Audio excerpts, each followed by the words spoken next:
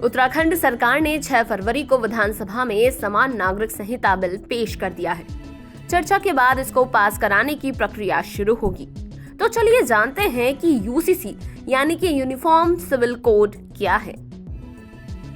आजादी के बाद पहले जनसंघ और अब बीजेपी के मुख्य 3 एजेंडा रहे हैं। इनमें पहला जम्मू कश्मीर से अनुच्छेद 370 को हटाना था, दूसरा अयोध्या में राम मंदिर का निर्माण कराना और तीसरा पूरे देश में समान नागरिक संहिता लागू कराना है। पहले 2 एजेंडे पर काम खत्म हो चुका है। अब बारी यूनिफॉर्म सिविल कोड की है। उत्तराखंड की बीजेपी सरकार ने समान नागरिक संहिता से संबंधित बिल अपने यहाँ पेश कर दिया है। राज्य सरकार चाहती है कि इसे उत्तराखंड में लागू कर दिया जाए। अगर सब कुछ ठीक रहा तो ये बिल कानून की शक्ल में राज्य में लागू भी हो जाएगा। हालांकि केंद्र भी इस पर काम कर रहा है। देश के 22वें विधि आयोग ने पिछले साल 14 जून को यूसीसी पर सार्वजनिक और धार्मिक संगठनों के विभिन्न पक्षों से 30 दिन के भीतर अपनी राय देने को कहा था। कहा जा सकता है कि ये मुद्दा अब फिर देश भर में चर्चा में आने वाला है, क्योंकि बीजेपी शासित कई राज्य इसे लागू कर सकते हैं। यूसीसी यूनिफॉर्म सिविल कोड क्या है?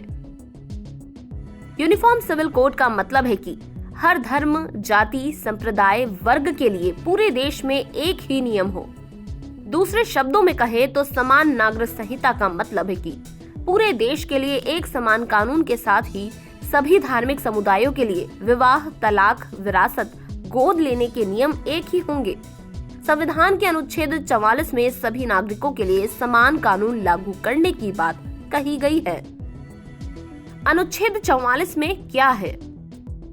अनुच्छेद 44 संविधान के नीति निर्देशक तत्वों में शामिल है।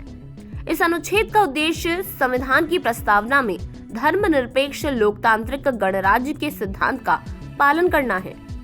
बता दें कि भारत में सभी नागरिकों के लिए एक समान आपराधिक संहिता है, लेकिन समान नागरिक कानून नहीं है। पहली बार कब हुआ यूसीसी का जिक्र? समान नागरिक कानून का जिक्र 1835 में ब्रिटिश सरकार की एक रिपोर्ट में भी किया गया था। हालांकि 1941 में हिंदू कानून पर संहिता बनाने के लिए BN राव समिति का गठन किया गया। राव समिति की सिफारिश पर 1956 में हिंदुओं, बौद्धों, जैनियों और सिखों के उत्तराधिकारी मामलों को सुलझाने के लिए हिंदू उत्तराधिकारी अधिनियम विधेयक को अपनाया गया। हालांकि मुस्लिम, ईसाई और पारसी लोगों के लिए अलग कानून रखे गए थे। वर्तमान में क्या है समान नागरिक संहिता का हाल? वर्तमान में भारतीय अनुबंध अधिनियम 1872, नागरिक प्रक्रिया संहिता, संपत्ति हस्तांतरण अधिनियम 1882, भागीदारी अधिनियम 1932, साक्ष्य अधिनियम 1872 में सभी नागरिकों के लिए समान नियम लागू हैं।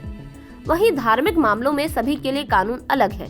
इनमें बहुत ज्यादा अंतर है। अब तक देश में क्यों लागू नहीं हो पाया यूसीसी? भारत का सामाजिक ढांचा विविधता से भरा हुआ है। हालात ये है कि एक ही घर के सदस्य अलग अलग रीति रिवाजों को मानते हैं। अगर आबादी के आधार पर देखें तो देश में हिंदू बहुसंख्यक है, लेकिन अलग अलग राज्यों के हिंदुओं में ही धार्मिक मान्यताएं और रीति रिवाजों में काफी अंतर देखने को मिल जाएगा। कहीं विवाहित महिला को पिता की संपत्ति में हिस्सा नहीं मिल सकता है, तो कहीं बेटियों को भी संपत्ति में बराबर अधिकार दिया गया है। समान नागरिक संहिता लागू होते ही ये सभी नियम खत्म हो जाएंगे। यूसीसी के बाद क्या होंगे बदलाव? अगर यूनिफॉर्म सिविल कोड लागू होता है तो लड़कियों की शादी की उम्र बढ़ा दी जाएगी। गांव स्तर तक शादी के लिए पंजीकरण की सुविधा होगी। पंजीकरण के बाद ही दंपत्ति को सरकारी सुविधाओं का लाभ मिल सकेगा। पति और पत्नी को तलाक के समान अधिकार मिलेंगे। एक से ज्यादा शादी करने पर पूरी तरह से रोक होगी।